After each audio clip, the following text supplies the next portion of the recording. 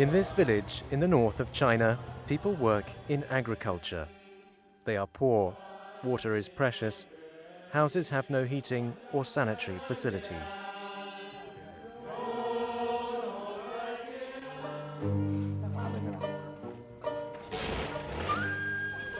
Peter spends his life traveling from one village to another. He has no house of his own. In 23 villages, families host him for a night or two.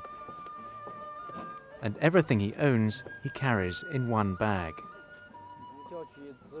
Every day I go to celebrate Mass. I hear confessions and I visit the sick. I spend 1 or 2 days in each village. On a Sunday, there are 3 or 4 Masses in places we've selected so that many people can attend. Father Peter has been a Catholic priest for 12 years. 4 of them he spent in this parish. People look forward to his visits, and in this house he is considered part of the family. But what he is doing is illegal. He is a priest of the underground church. We are suffering persecution. The freedom of the church in China is still very far away. But we have to trust, because Jesus told us, "Do not be afraid." The church in Rome was persecuted for 300 years, and in the end she obtained freedom. So far, the Chinese government tolerates religion only under the strict control of so-called patriotic associations. Their purpose is to ensure that religious beliefs do not threaten the party line. One could even say that there are 3 churches. One depends entirely on the patriotic association. Another belongs to both the Pope and to the patriotic association. And the last one is completely loyal to the Pope. And it's a question of loyalty, not only for priests. I was baptized in the Patriotic Church. Then later I found out that there are 2 churches, the Patriotic Church and the Underground Church. So I began to pray, asking God to make me understand which one is the real church. Christians who do not surrender their faith to government directives are driven underground. They are in danger of being arrested at any moment. Mass is celebrated in secret, since makeshift churches can be torn down by the local authorities from one day to the next.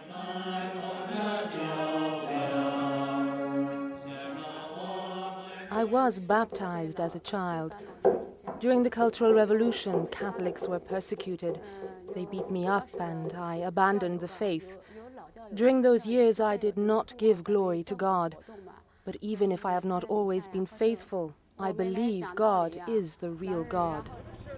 Sharing a priest between 23 villages requires the participation of everyone. I read the Bible with people and talk to them about the Christian life, or visit the old and the sick, and in the summer I hold catechism classes for young people to help them learn about the teachings of the Church. In villages like these, most people know nothing about Christianity, but they noticed how Catholics pray with the sick, and that makes them understand that God loves us. I'm a farm labourer. I didn't finish elementary school, but I can play the keyboard. And even though I don't play very well, I can accompany the singing in Mass, and I thank God for this gift.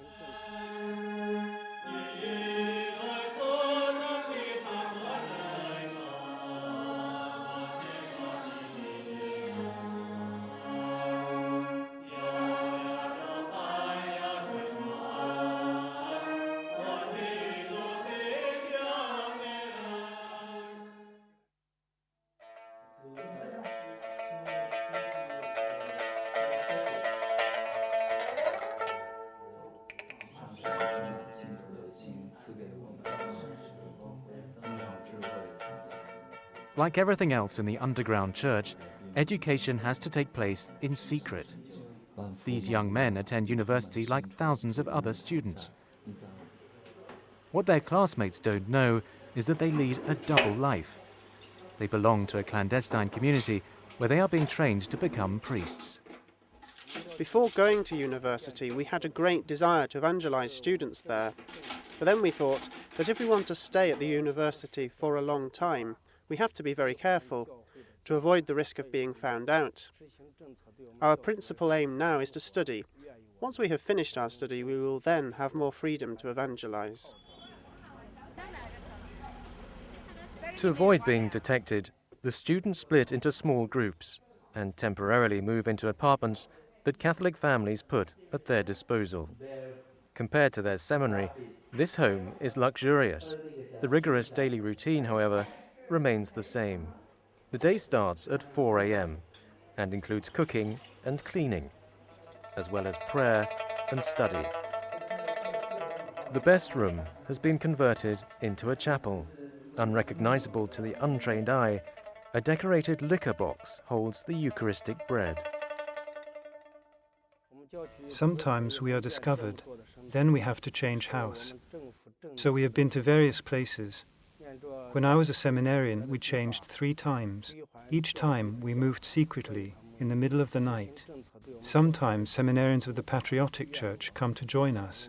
We have to be prudent about this, because we are afraid they may be spies. The rector himself knows prison from the inside. However, what he worries about most is not jail, but the quality of theological training he can offer. Our greatest difficulty is that we don't have professors. The rector of each seminary teaches a bit of everything, but in the end we don't manage to teach anything properly. Another problem is that we don't have good books to study from.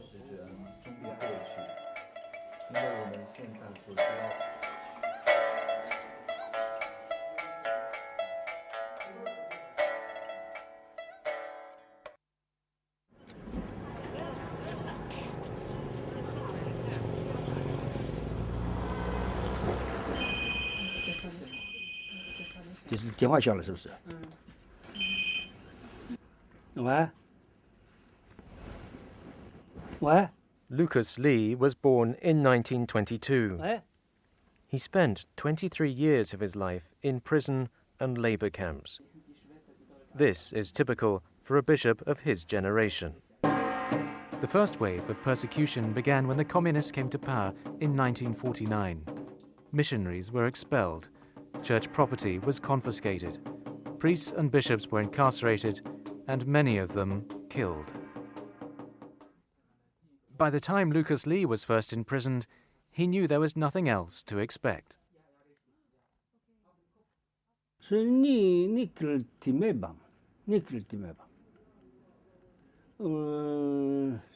Persecutio naturalis. Si non est persecutio, est miraculum. Ita, nulla tristitia, nullus dolor, nec timor. Pati. Christus passus est pro nobis. In 1966, the persecution intensified when Mao launched the Cultural Revolution to purge his political opponents. It lasted a decade, killed millions, and destroyed the fabric of Chinese society. Religion in general and the Catholic Church in particular were targeted as counter-revolutionary.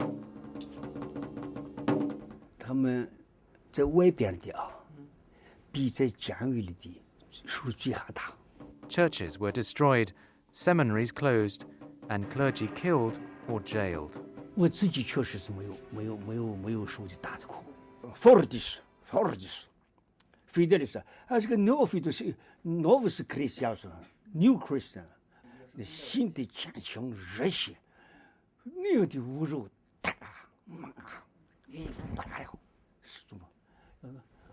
I am a priest of Catholic Church. If you maledicis me persona quasi neglect. Si maledicis me ut sacerdotem nigel timeo.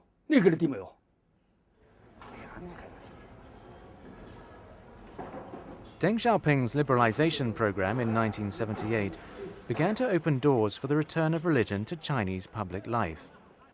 But this limited religious freedom came at a price. the price of being controlled by the so-called patriotic associations set up under Mao Zedong to ensure the compatibility of religion with Communist Party ideals. For Catholics, joining the patriotic association meant renouncing papal authority. Lucas Lee refused to do so. If do not unite with Rome, Vatican, Pope, we are not Catholic. 就这么重要。 This bishop achieved something exceptional in China. Since his release from prison, good relations with the government have allowed him to bypass the Patriotic Association in running his diocese. Bishop Lucas Lee never renounced the Pope and still manages to operate in the open. Has a miracle. Patriotic Association, patriotic, never come to me, never talked with me, never.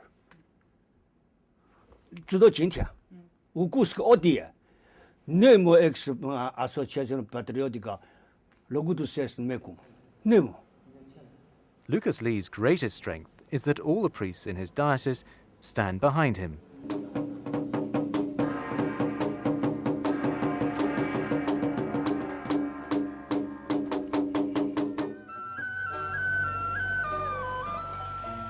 In Lucas Lee's diocese, Catholics faithful to Rome don't have to worship in secret. In our diocese, we've built about 30 new churches. This is possible because with the opening up of China, the property of the church has been returned to us. And here, the local government is tolerant, so we have been able to do this. So right under the government's eyes, this new church was built. Chinese on the outside, but decidedly Roman on the inside. We have built this church in Chinese style. In general, the faithful prefer European-style churches, which manifest that our faith comes from Rome. Our bishop encouraged us to build in the Chinese style as a sign of the enculturation of the Catholic faith.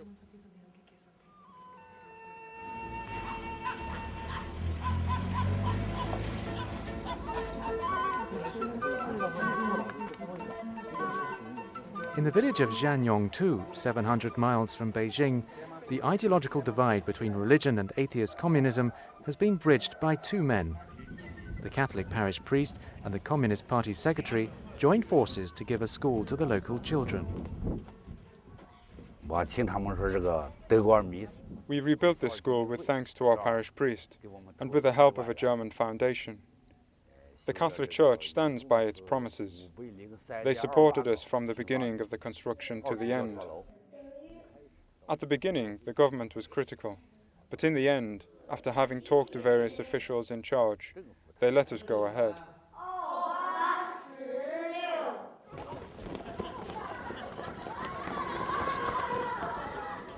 The party secretary's approach to Christianity is pragmatic. In this area, there are a lot of Christians. They are model citizens. The authorities recognize this fact and don't interfere with church activities. The reputation of Christians here is that they are exemplary in the way they respect the law. Lucas Lee's diocese is sometimes presented as the paradigm of new and improved relations. There are some cases of Protestants and the Russian Orthodox being able to operate without affiliating with a government association. But so far, this kind of arrangement seems only possible at a safe distance from Beijing. Whether the government would tolerate this freedom on a larger scale remains to be seen.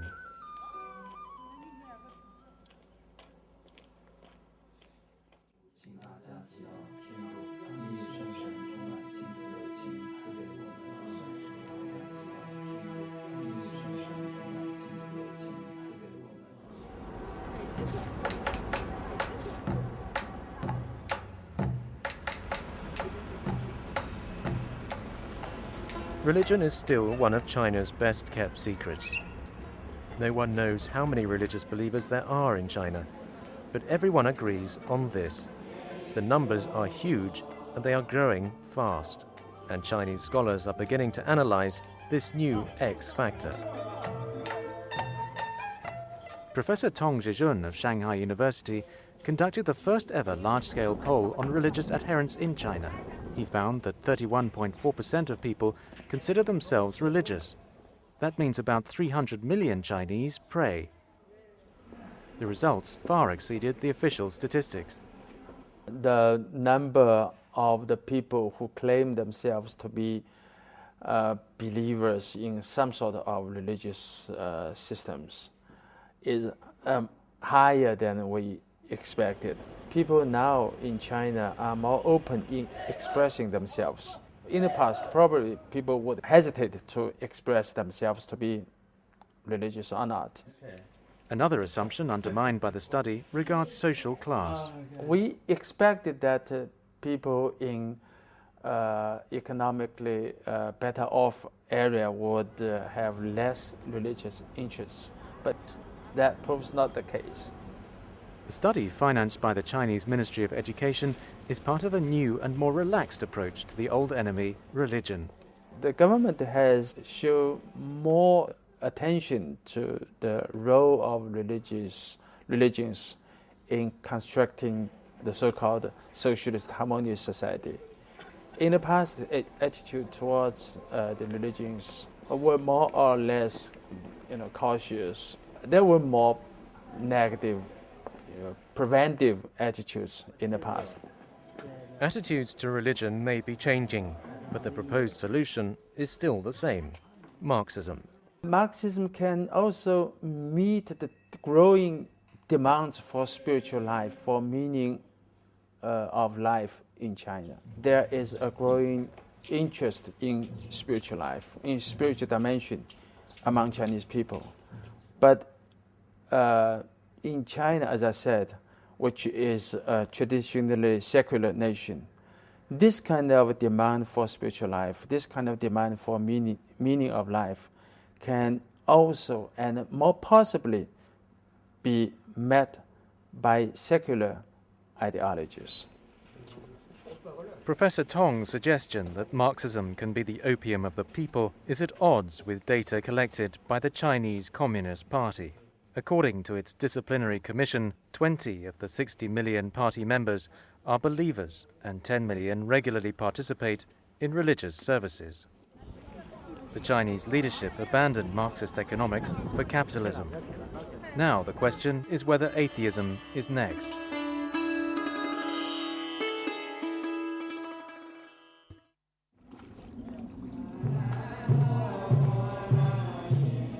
Buddhism has a 2,000-year history in China. It arrived from India, and there were times when it was rejected as too Western. Now it has been around for so long that it is no longer viewed as a foreign religion. The majority of the religious believers in China are Buddhists, or Buddhist in the not very strict sense, because many of them can also pay tribute to Taoist temples, for example. That's typical in China. People are not very strict in their religious systems. The Faiyuansi temple dates back to Buddhism's golden age in the 7th century.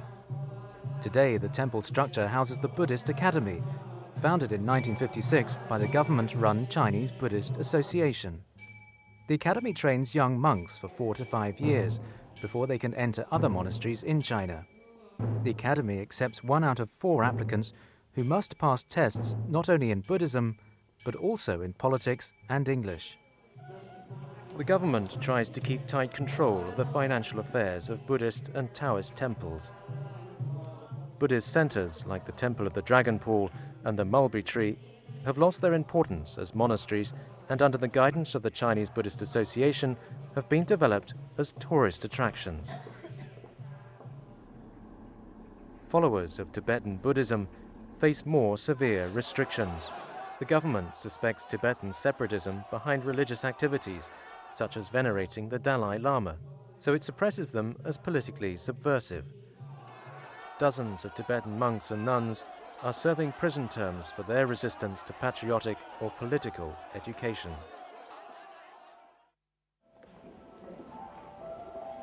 Along with Buddhism and Taoism, hundreds of millions of Chinese citizens worship local gods, heroes, or ancestors. Though such folk religions are discouraged as superstitious, the government is much harder on those unregistered religious groups that it classifies as cults. Though Falun Gong does not consider itself a religion, it is considered a cult, and membership is illegal. Its members have been arrested, jailed, and tortured.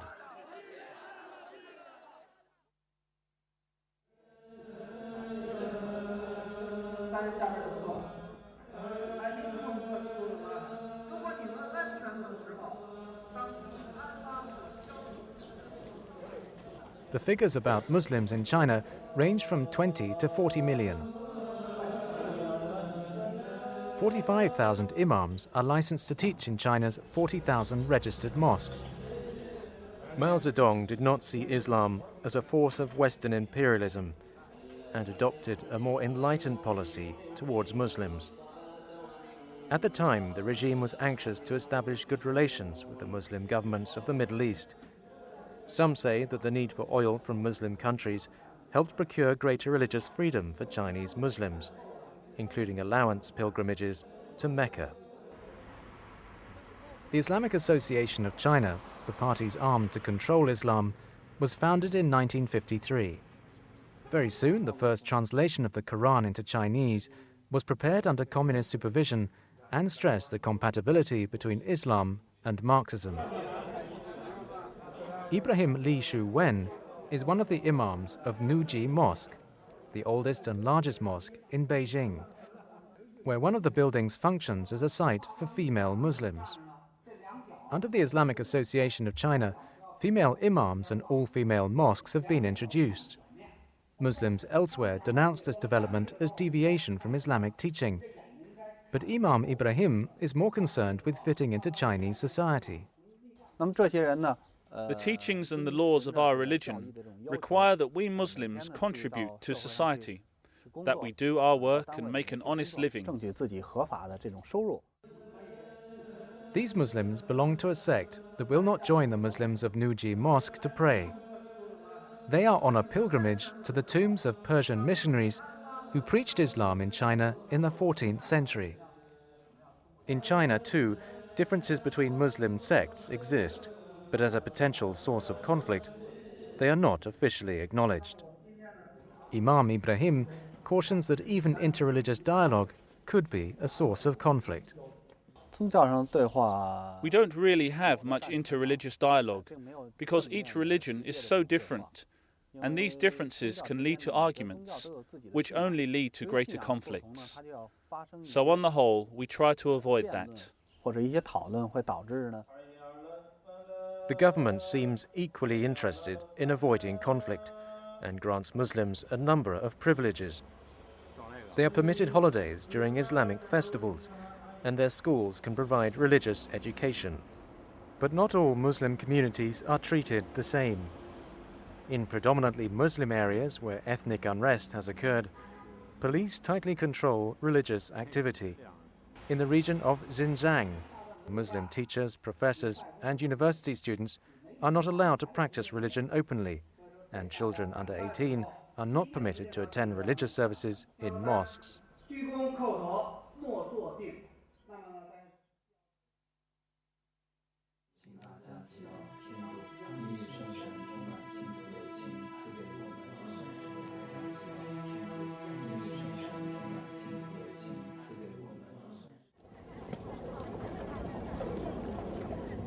Christianity is not a new Western import. As early as the 13th century, the medieval traveller Marco Polo reported the existence of Christian communities in China, and it would appear that Christianity had arrived as early as the 7th century, almost a millennium before it reached America. After Mao's nationalist revolution, Christianity seemed to have no future. Many of China's churches were destroyed and are still in ruins. Others were closed. Yet the growth rate of Christians in mainland China has been astoundingly steep in comparison to Taiwan and Hong Kong, where Christianity can be preached and practiced freely. The most stunning growth is that of the Protestant churches. From 1 million in 1949, now estimates are up to around 20 million official and 30 million independent Protestant believers. One of them is Hu Yijun, who practiced Buddhism and Taoism until he discovered the Bible. I've been a Christian for only 7 years. 7 years ago, the church was half empty, but now they need to build a new church because the number of people has increased so much, and it's mostly young people. I am so happy that more and more young people are becoming Christians. A study conducted by China's Open University showed that 60% of Beijing students are interested in Christianity and want to be believers. Most of them search for information on the internet. Nowadays, more and more Chinese people understand English, and the internet has no borders, so they can learn a lot about Western culture. So it's natural that they will have some contact with Christian thought and culture. Printing and distributing Bibles and other Christian materials are Protestant priorities. Hu Yijun runs a media company. His aim is to publish books and video programs that communicate Christian values without being overly preachy. He hopes this is just the beginning. I hope in the future that it will be possible for Christians to set up independent publishing houses, television stations, and film production companies in China. Tens of thousands of Protestant church groups are not registered. Their members and leaders are sometimes harassed by local government officials, and church buildings are torn down. Protestant Christians maintain that clampdowns may have less to do with ideological opposition to religion and more to do with fear of popular mobilization outside government control. I think that a good Christian will automatically be a good citizen. We follow the 10 Commandments, and they are much more demanding than the laws that we are required to follow in order to be good citizens. What's difficult to control about Protestants is the spread of house churches. The Catholic Church, highly hierarchical and with headquarters outside China, poses another kind of problem. To keep Catholics under control, the Communist Party aimed at cutting the connection with Rome and set up the Patriotic Association. Its aim was to direct the church from inside China and along the party line. The Patriotic Catholic Association is neither a church nor a religious order. It is a patriotic collective formed by Catholic priests and lay people.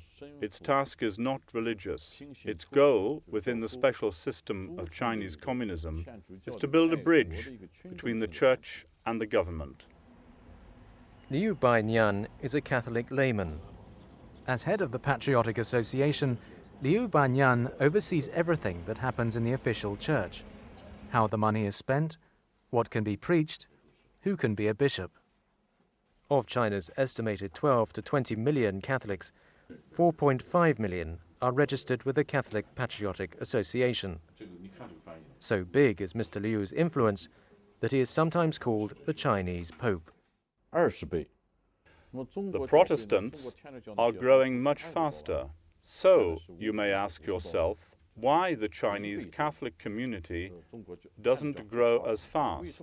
What's the reason for this? It's because of the head of the Catholic Church. The Vatican still maintains diplomatic relations with Taiwan, something hard for Chinese people to understand. In the past, the Pope was completely removed from sight.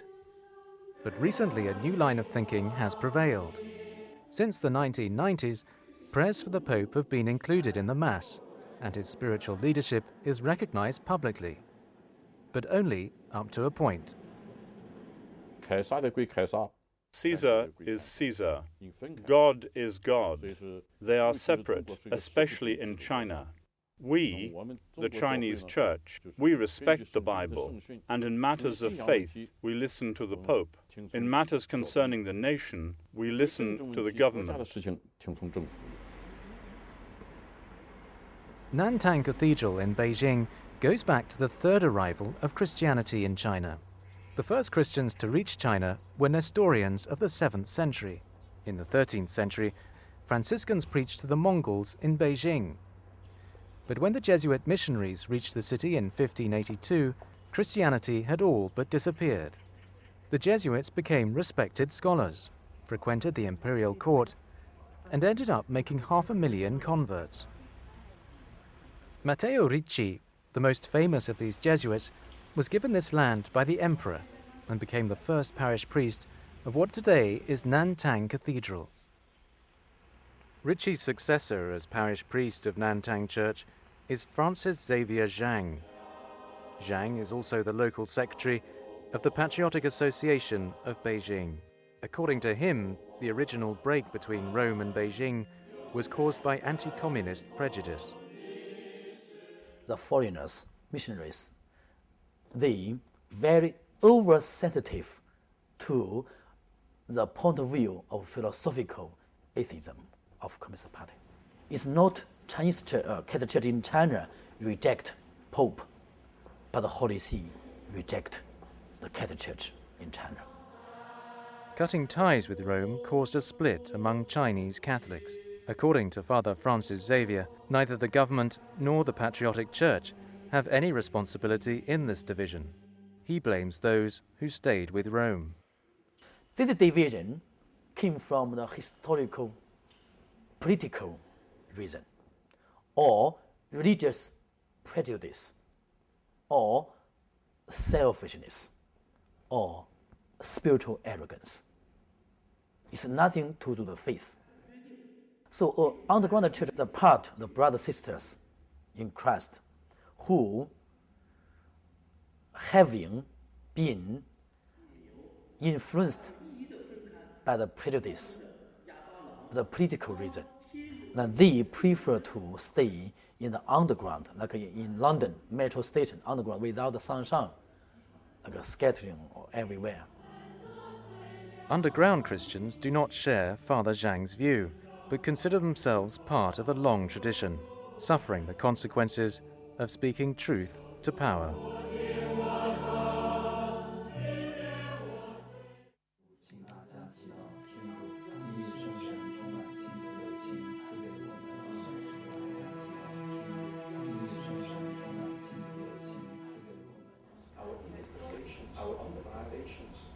Collaboration with the government has many advantages.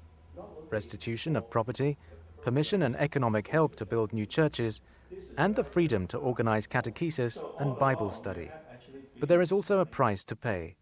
The hands of the open church are tied when Christian values clash with party directives, such as the one-child policy, often enforced through abortions. An example of what happens to those who do not accept this kind of compromise are Paul and Mary. We have 5 children, and as you know, in China, the government allows only 1 child for each family, so we were punished. My wife has been arrested for this. When families have more children than permitted, the government punishes this with fines. Paul's family was too poor to pay the fine, so police confiscated the furniture instead. But Paul and Mary are convinced they made the right decision. They are underground Christians. The 5th commandment teaches that you cannot kill or do harm to yourself, and much less to your children. Our priests often speak about this, and as you can see, there are many abortions in our country, and in our case we've thought not to have any more children, but now we see them as a blessing from God.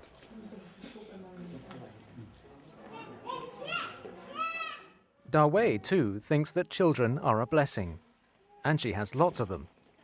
She lives in the countryside where boys are more valued than girls. In the 90s, Da Wei, together with other women, formed a religious community independent of the Patriotic Association. The sisters started to take in children that had been abandoned on the streets and in rubbish heaps. Most of them were girls. To live with the children as a family, the women dug a hole into this mountain and built a makeshift shelter. At the beginning, they left the children by our door, and as we had more and more children, we looked for families to take the healthy ones, but the handicapped remained with us. The family grew, and with help, more than 100 children have passed through St. Joseph's family. Most have been adopted by Christian families. Today, the sisters are left with the children who no one wants. They are left abandoned because they are handicapped. In this case, people do treat boys and girls in the same way. If they are handicapped, there is no difference. Medical care in China has become a luxury, not affordable for most of the rural population. If a newborn needs extraordinary medical care, the families here know that the only hope is St. Joseph's family. But there is no government funding, and so if money from abroad runs out, some of the children left on the doorstep cannot be treated in time. When we find children abandoned on the street, we baptize and register them. Then we take them directly to the hospital to see whether they need medical attention. And if they do, we need to find money to pay for it. The sisters are helped in their work by the villagers. For most of them, St. Joseph's family is their first encounter with Christianity. They are moved by how Catholics love these abandoned children, and especially by what the sisters do. For women, things are always more difficult, and so they give us clothes and come and visit us, bringing sweets for the children.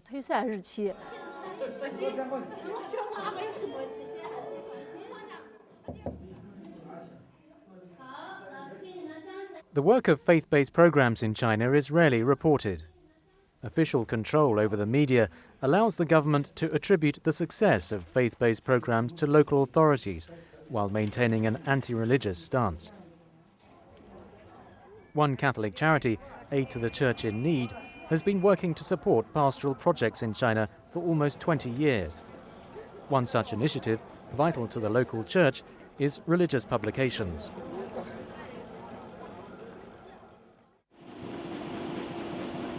Religious literature published without authorization is regularly confiscated.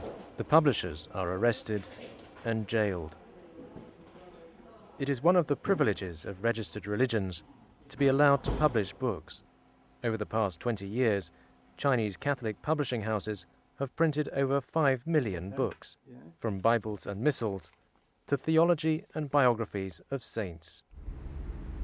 Faith Press in Hebei was founded in 1991 by Jean-Baptiste Zhang. What started as a small printing press is now the largest Catholic publishing company with more than 240 titles in its catalogue. It also publishes Faith Fortnightly, which, with nearly 60,000 subscribers, is the most widely circulated Catholic paper in China. There are a lot of changes from past to today. For example, I give you example in the past 10 years ago. For example, there's no the picture of the Holy Father in our newspaper. But now I will show you there's so many pictures of the Holy Father. But there is a limit to this new freedom.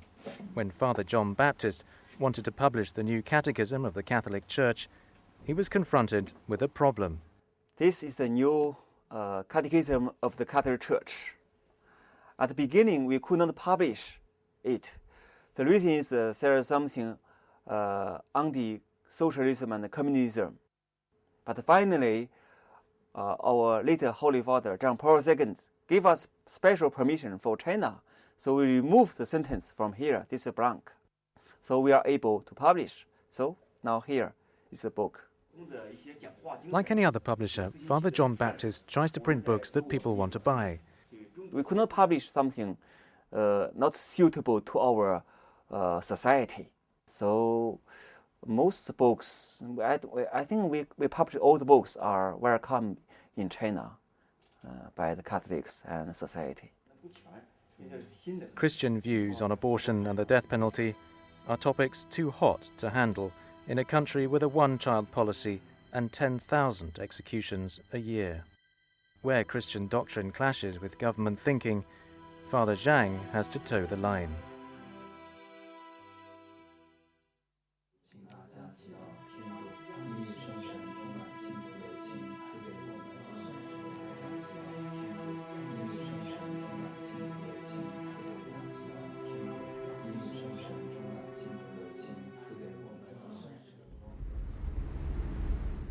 For the Catholic Church, for religious freedom crucially includes the freedom to appoint its own leaders. The state-sponsored church has been ordaining bishops without permission from Rome since 1958. Under church law, this incurs excommunication, the most severe punishment. But Rome has consistently avoided speaking of schism. Beyond theological concerns, external observers point out that the system is open to manipulation. The government are trying to guarantee that they will never facing an unacceptable or unfriendly candidate. Those who would like to be a bishop will sometimes try to please the local official. And the local official also would like to please their own preferable candidates. And that kind of practice is nothing but corruption. And corruption is the biggest problem now in China. Most of the bishops that were chosen by the government later requested and gained papal approval. Many of them have made their approval public and have suffered no punishment, though such requests are technically illegal. Bishop Zhang Taoran is one of the few bishops still not approved by Rome. Despite the fact that in the past he actively participated in bishops' ordinations without Rome's authorization, he openly talks about his wish to be recognized by the Pope. Until now, my request hasn't been granted formally.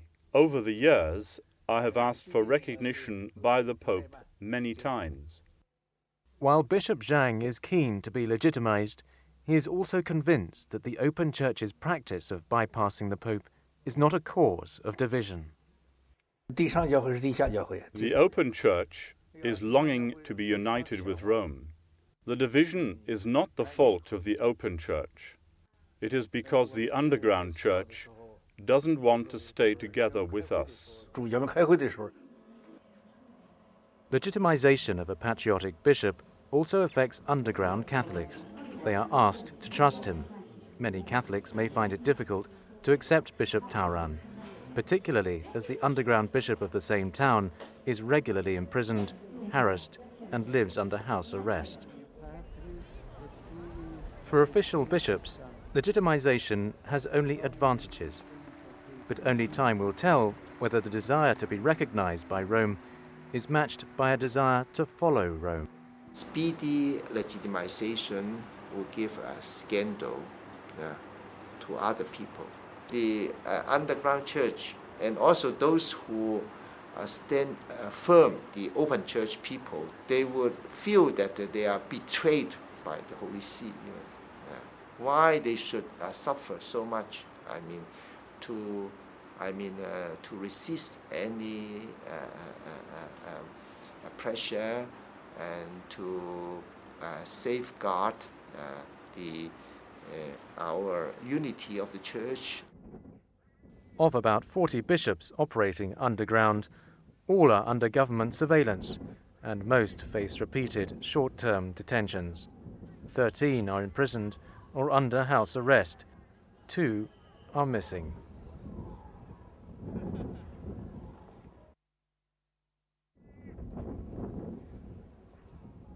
After years of estrangement in the 20th century, Beijing and Rome may be about to settle their differences. A key figure in the negotiations is Joseph Zen-Zhe-Kyun, the only Chinese cardinal.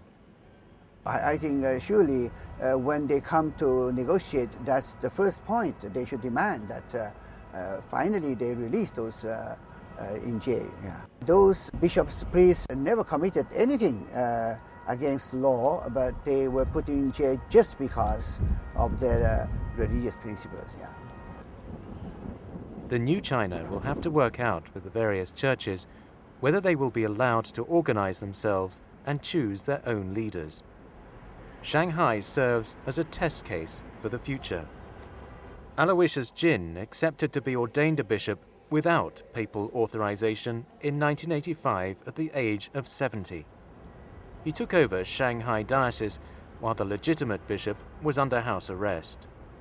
Though Aloysius Jin chose to collaborate, he has in recent years distanced himself from the Patriotic Association. In Shanghai,